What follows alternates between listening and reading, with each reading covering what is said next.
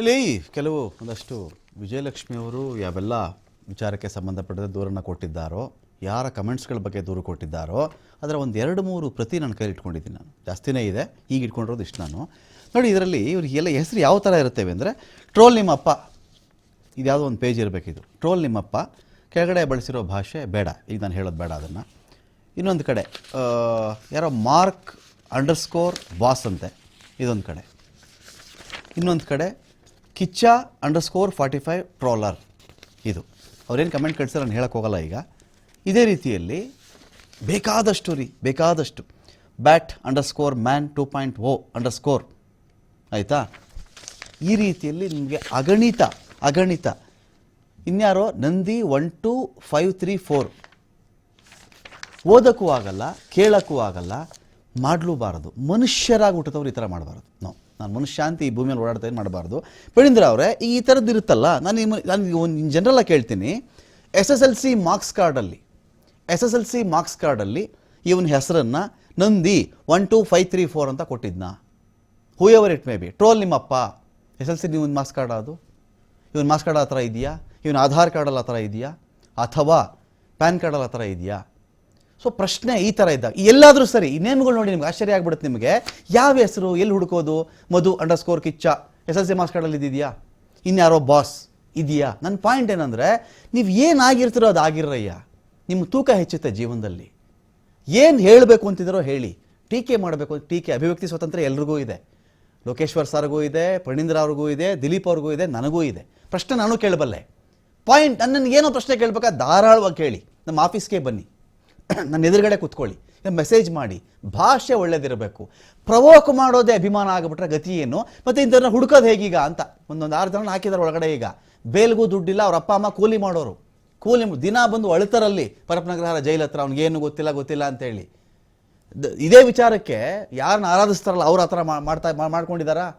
ಪರಸ್ಪರ ಮೂವಿ ಬಂದಾಗ ವಿಶ್ ಮಾಡ್ತಾರ್ರಿ. ಇವತ್ತು ನೋಡಿ ಸುದೀಪ್ ಅವ್ರು ಹಾಕಿರೋದು always wish him the best ಅಂತ, always wish him the best ಅಂತ ಹೇಳಿ. ಫ್ಯಾನ್ಸ್ಗಳು ಅವ್ರು ಬರ್ಕೊಂಡಿರೋದು, ಯಾರು ಫ್ಯಾನ್ಸ್ ಆದರೂ ಆಗಿರಲಿ, ಬರೆದು ಓದೋಕ್ಕಾಗಲ್ಲ ರೀ. ಇದನ್ನು ಯಾರಿಗೂ ತೋರ್ಸೋಕ್ಕಾಗಲ್ಲ, ಮನೆ ಕ್ಯಾರಿ ಮಾಡೋಕ್ಕಾಗಲ್ಲ. ಇವನ್ನ ಏನು ಮಾಡ್ಬೇಕು ಇವ್ರಿಗೆ ಅಂತ. ಇಲ್ಲ, C keeping the emotions apart, ಅವ್ರು ಯಾರು ಯಾವ ಕಾರಣಕ್ಕೆ ಬರೀತಾರೆ, ಅವ್ರಿಗೆ ಅವರವರ ಒಂದು ಏನೋ ವ್ಯೂ ಎಬಿಲಿಟಿ ಏನಿರುತ್ತೆ, ಅವ್ರವ್ರ ಮೂಗಿನ ನೇರಕ್ಕೆ ಏನಿರುತ್ತೆ ಅದಕ್ಕೆ ಬಿಟ್ಟದ್ದು. ಬಟ್ ಯಾರ್ಯಾರು ಯಾವ ಹೆಸರಲ್ಲಿ ಕಾಮೆಂಟ್ ಮಾಡ್ತಿದ್ದಾರೆ, we should also understand we don't have a regulation. ಅಂದ್ರೆ ಈ ತರ ಅಗ್ರಿಗೇಟರ್ಸ್ ಯಾರಿದ್ದಾರೆ, ಟೆಲಿಗ್ರಾಮ್ ಇರ್ಬೋದು, WhatsApp, YouTube, Instagram, Snapchat, ಈ ತರ ಏನು ಅಗ್ರಿಗೇಟರ್ಸ್ ಇದಾರೆ, ಅವ್ರನ್ನ ರೆಗ್ಯುಲೇಟ್ ಮಾಡುವಂತ ಯಾವ ಒಂದು ಲಾ ಕೂಡ ನಮ್ಮಲ್ಲಿ ಸದ್ಯಕ್ಕಿಲ್ಲ. ಓಕೆ, ನೀವು ಯಾವ ಒಂದು ಲಾ ಪ್ರಕಾರ ಇವನು ಇಂಥ ಹೆಸರು ಇಟ್ಕೋಬೇಕು ಅಂತ ನೀವು ಮ್ಯಾಂಡೇಟ್ ಮಾಡ್ಲಿಕ್ಕೆ ಆಗುತ್ತೆ. ಗೂಗಲ್ ಕೂಡ ಮಾಡ್ಲಿಕ್ಕೆ ಆಗೋದಿಲ್ಲ. ನೀವು ಇಮೇಲ್ ಅಡ್ರೆಸ್ ಕೂಡ ನಿಮ್ಗೆ ಇಷ್ಟ ಬಂದ ಹಾಗೆ ನೀವು ಇಮೇಲ್ ಅಡ್ರೆಸ್ ಇಟ್ಕೋಬಹುದು. ಆದ್ರೆ ಆ ಇಮೇಲ್ ಅಡ್ರೆಸ್ ಅಥವಾ ಆ ತರ ಒಂದು ಅಕೌಂಟ್ ಕ್ರಿಯೇಟ್ ಮಾಡ್ಲಿಕ್ಕೆ ಒಂದು ಬ್ಯಾಕ್ ಗ್ರೌಂಡ್ ಅಲ್ಲಿ you should have some kind of account created. ನೋಡಿ, ಒಂದೊಂದಕ್ಕೊಂದೊಂದು ಹೇಗೆ ಲಿಂಕ್ ಆಗುತ್ತೆ ಅನ್ನೋದಕ್ಕೆ, ನೀವು ಇವತ್ತು ದಿನ ಒಂದು ಯೂಟ್ಯೂಬ್ ಅಕೌಂಟ್ ಓಪನ್ ಮಾಡೋದಕ್ಕೆ ಆಗ್ಲಿ, ನೀವು ಒಂದು ಗೂಗಲ್ ಅಕೌಂಟ್ ಇರಬೇಕು. ಇವ್ರು ಯಾರ್ಯಾರು ಏನ್ ಕಾಮೆಂಟ್ ಗಳು ಮಾಡಿದ್ದಾರೆ, ಇನ್ಸ್ಟಾಗ್ರಾಮ್ ಇರ್ಬೋದು, ಯೂಟ್ಯೂಬ್ ಇರ್ಬೋದು, any platform for that matter, ಅವ್ರು ಏನ್ ಕಾಮೆಂಟ್ ಮಾಡಿದ್ದಾರೆ, ಪ್ರತಿಯೊಬ್ಬರ ಅಕೌಂಟ್ ಕ್ರಿಯೇಟ್ ಮಾಡೋದಕ್ಕಿಂತ ಮುಂಚೆ ಅವರ ಆಧಾರಿತವಾಗಿರುವಂತ ಕೆಲವು ಐಡೆಂಟಿಟಿಗಳನ್ನ ಕೊಟ್ಟಿರಲೇಬೇಕಿದೆ ಅವರು. ಇಲ್ಲಿ ಇನ್ವೆಸ್ಟಿಗೇಷನ್ ಏನು ತೊಂದರೆ ಆಗತ್ತೆ ಅಂತ ಹೇಳಿದ್ರೆ, ಸಿ ದೀಸ್ ಪೀಪಲ್ ಈ ಒಂದು ಇತ್ತೀಚೆಗೆ ಒಂದು ಮೈಟಿ ಡಿಪಾರ್ಟ್ಮೆಂಟ್ನವರು ಒಂದು ರೆಗ್ಯುಲೇಷನ್ ಕಳ್ಸಿದ್ರು, ಇಂಟರ್ಮೀಡಿಯರಿ ಗೈಡ್ಲೈನ್ಸ್ ಅಂತ ಕಳ್ಸಿದ್ರು. ಅಂದ್ರೆ ಮುಂಚೆ ಒಂದ್ ಕಾಲದಲ್ಲಿ ಈ ತರ ಸೋಷಿಯಲ್ ಮೀಡಿಯಾ ಬರುವಂತ ಯಾವ್ದೇ ಒಂದು ಕಾಮೆಂಟ್ಗೆ ಇನ್ವೆಸ್ಟಿಗೇಟ್ ಮಾಡ್ಲಿಕ್ಕೆ ಅಂತ ಹೇಳ್ಬಿಟ್ಟು ಕೋರ್ಟ್ ವಾರೆಂಟ್ ತಗೊಂಡು ಹೋದ್ರು ಕೂಡ ಒಬ್ಬ ಸೆಕ್ಯೂರಿಟಿ ಗಾರ್ಡ್ ಒಬ್ಬ DCP ರ್ಯಾಂಕಿಂಗ್ ಆಫೀಸರ್ಗಳನ್ನ ಗೇಟ್ ಒಳಗಡೆ ಬಿಡ್ತಿರ್ಲಿಲ್ಲ. ಫೇಸ್ಬುಕ್ ಆಫೀಸ್ ಇತ್ತು ಇಲ್ಲಿ, ಸಾರಿ ಯಾವುದೋ ಫೇಸ್ಬುಕ್ ಪುಣ್ಯದಲ್ಲಿ ಆಫೀಸ್ ಇತ್ತು. ಓಕೆ, ಅಲ್ಲಿ ಮಂಗಳೂರಲ್ಲಿ ಕಮ್ಯುನಲ್ ರಿಯಾರ್ಡ್ಸ್ ಆದ ಒಂದು ಕೇಸಲ್ಲಿ ವಿತ್ ವಾರೆಂಟ್ ಹೋದಾಗ ಅಲ್ಲಿ ಸೆಕ್ಯೂರಿಟಿ ಒಳಗಡೆ ಬಿಟ್ಟಿರ್ಲಿಲ್ಲ. ಏನಂದ್ರೆ ನಿಮ್ಮ ದೇಶದ ವಾರಂಟ್ ನಮ್ಮ ಇದಕ್ಕೆ ಅಪ್ಲೈ ಆಗೋದಿಲ್ಲ, ನಮ್ದು ಪ್ರೈವಸಿ ಲಾಸ್ ಬೇರೆ ಇದೆ, ನಾವು ನೀವು ಕೇಳಿ ಕೊಡ್ಲಿಕ್ಕೆ ಬರೋದಿಲ್ಲ ಅಂತ ಹೇಳ್ಬಿಟ್ಟು ಆ ಒಂದು ವಿಡಿಯೋದನ್ನು ಕೂಡ ಇವತ್ತು ಹುಡುಕಲು ಸಿಗತ್ತೆ ನಮ್ಗೆ ಯೂಟ್ಯೂಬ್ ಅಲ್ಲಿ. ಆದ್ರೆ ಇದು ನಮ್ಮ ಟ್ರಾನ್ಸಿಷನ್ ಫೇಸ್ ಅಲ್ಲಿ ಬಂದಂತ ಕೆಲವು ಘಟನೆಗಳು. ಇತ್ತೀಚೆಗೆ after all this things the ministry of electronic communication ಏನ್ ಮಾಡಿದ್ದಾರೆ, ಒಂದು ಇಂಟರ್ಮೀಡಿಯೇಟ್ ಗೈಡ್ಲೈನ್ಸ್ ಅಂತ ಕೊಟ್ಟಿದ್ದಾರೆ. ಏನಿದ್ರ ಪ್ರಕಾರ ನಿಮ್ಮ ಸರ್ವರ್ ಗಳೇನಿದೆ ಅದು ಇಂಡಿಯಾ ದೇಶದಲ್ಲೇ ಇರಬೇಕು. ಅಂದ್ರೆ ಇಂಡಿಯನ್ಸ್ ಯೂಸ್ ಮಾಡುವಂತ ಡೇಟಾ ಏನಿದೆ ಇಂಡಿಯನ್ ಅಕೌಂಟ್ಸ್ ಸಂಬಂಧಪಟ್ಟಿರುವಂತದ್ದು ಇಂಡಿಯಾ ದೇಶದಲ್ಲೇ ಇರಬೇಕು. ಓಕೆ. ಮತ್ತೆ ನಾವು ಕೇಳಿದಂತ ಮಾಹಿತಿನ ನಮಗೆ ಕೊಡ್ಬೇಕಾದ್ರೆ ವಿತ್ ಇನ್ 15 days ನಮ್ಗೆ ನೀವು ಒದಗಿಸ್ಬೇಕು. ಅದಕ್ಕಂತ ಒಬ್ಬ ನೋಡಲ್ ಆಫೀಸರ್ ನೀವು ನೇಮಕ ಮಾಡಬೇಕು. 15 ದಿನದಲ್ಲಿ ನೀವು ನಮ್ಗೆ ಡೇಟಾ ಕೊಟ್ಟಿಲ್ಲ ಅಂತ ಕೇಳಿದ್ರೆ ಅನ್ನೋ ರೀತಿನಲ್ಲಿ ಇಂಟರ್ಮೀಡಿಯೇಟ್ ಗೈಡ್ಲೈನ್ಸ್ ಕೊಟ್ಟಿದ್ದಾರೆ. ಸೊ ಆ ಒಂದು ಕಾರಣಕ್ಕೆ ಇತ್ತೀಚೆಗೆ ನಡೀತಿರುವಂತಹ ಯಾವ್ದು ಸೋಷಿಯಲ್ ಮೀಡಿಯಾ ಇನ್ವಾಲ್ವ್ ಆಗಿರುವಂತಹ ಅಕೌಂಟ್ಗಳಲ್ಲಿ ತುಂಬಾ ಫಾಸ್ಟ್ ಆಗಿ ಪ್ರಕ್ರಿಯೆ ಬರ್ತದೆ. ಬಟ್ ಕೆಲವು ಸೋಷಿಯಲ್ ಮೀಡಿಯಾ ಅಗ್ರಿಗೇಟರ್ಗಳು ಇವತ್ತು ಕೂಡ ನಾವು ಇಷ್ಟ ಬಂದಂಗೆ ಡೇಟಾ ಕೊಡೋದು ಕೊಟ್ಟಾಗ ತಗೊಳ್ಳಿ ಅನ್ನೋ ಆಟಿಟ್ಯೂಡ್ ಅಲ್ಲಿ ಇರ್ತಾರೆ ಅವರು.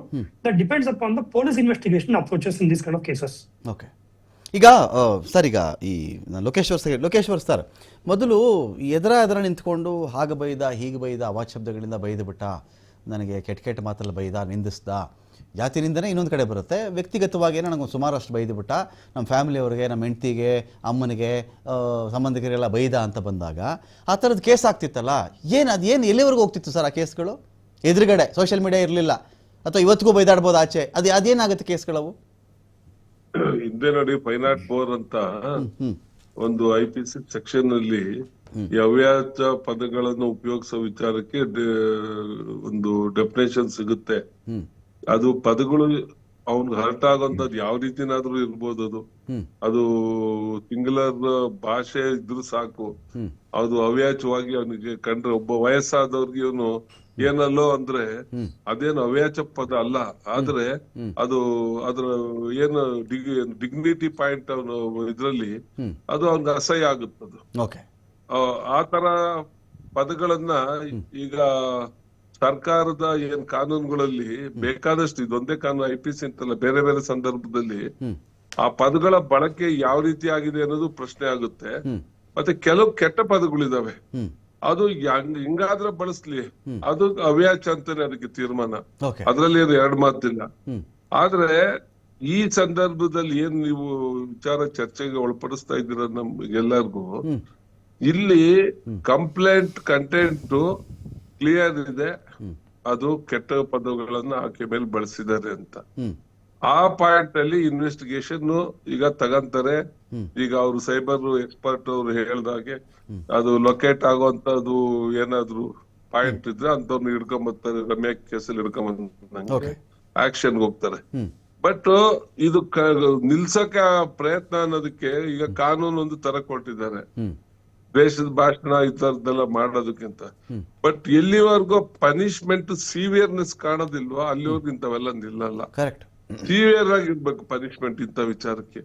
ಆ ಬೈಕರ್ನ ಈಗ ಸಿಂಗಾಪುರ್ ಅಲ್ಲಿ ಉಗಿದ್ರೆ ಅದೆಷ್ಟೋ $1,000 ಫೈನ್ ಹಾಕ್ತಾರೆ ಅಂತ ಬೈಕರ್ನ ಉಗಿಯಕ್ ಹೋಗಲ್ಲ. ಅದೇ ಬೆಂಗಳೂರು ಏರ್ಪೋರ್ಟ್ ಇಳಿದ ತಕ್ಷಣ ಉಗಿತಾರೆ, ಇಲ್ಲಿ ಇಳಿದ ತಕ್ಷಣ ಉಗಿತಾರೆ, ಅಲ್ಲಿ ಹೋದ ತಕ್ಷಣ ಎಲ್ಲದು ಹೊಟ್ಟೆ ಒಳಗೆ ತುಂಬ್ಕೊಂಡ್ಬಿಡ್ತಾರೆ. ಕಾರಣ ಒಂದೇನೆ, ಪನಿಷ್ಮೆಂಟ್. ಆ ಸಿವಿಯರ್ನೆಸ್ ಬೇಕಿಲ್ಲಿ ಪನಿಷ್ಮೆಂಟ್. ಅವಾಗಲೇ ಒಂದು ಭಯದಲ್ಲಿ ಇಂಥವಕ್ಕೆಲ್ಲ ಮಾಡಕ್ಕೂ ಸ್ವಲ್ಪ ಯೋಚನೆ ಮಾಡ್ತಾರೆ. ಇಲ್ಲಾಂದ್ರೆ ಇದು ನಾವು ನೀವು ಎಷ್ಟೊತ್ತಿ ಚರ್ಚೆ ಮಾಡಿದ್ರು, ಈಗ ರಮ್ಯಾ ಕೇಸ್ ಆಯ್ತು, ಜೈಲ್ಗೆ ಹೋಗ್ಬಿಟ್ರೆ ದೇಶಕ್ಕೆಲ್ಲ ಗೊತ್ತಿದೆ, ಮತ್ತೀಗ ಯಾಕೆ ಸೇರ್ಕ್ ಮಾಡಿದ್ರು?